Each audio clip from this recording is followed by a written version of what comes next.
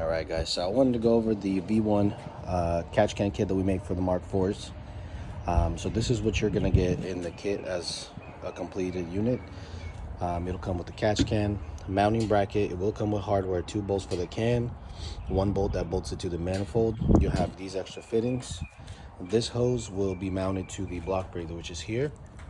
We'll get a block breather, -10 orb that'll go into the block breather, and then this fitting right here will get pressed into your valve cover.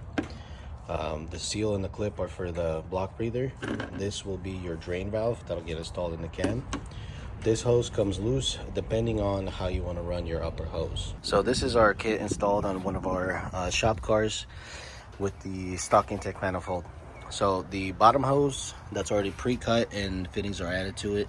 As you can see, it has a 90 going here. It goes straight and then down into the block breather down there. It gets mounted right here with this bolt, and then the 2 bolts that actually hold the can are right there. Now this hose right here, you can cut it to whatever length you'd like. So the factory valve cover will sit a little bit more this way, which you would make it shorter. This is an AGN valve cover, so that's how we have it hooked up. The one other thing I want to add is this plug right here.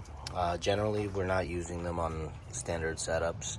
If you have a valve cover, like say our cast valve cover that will have 2 breather ports on top, you can utilize another 90 down here and run a second hose to the port.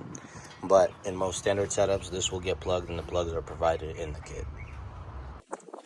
And that's it. So with this kit, you'll be able to bypass the whole stock PCV system.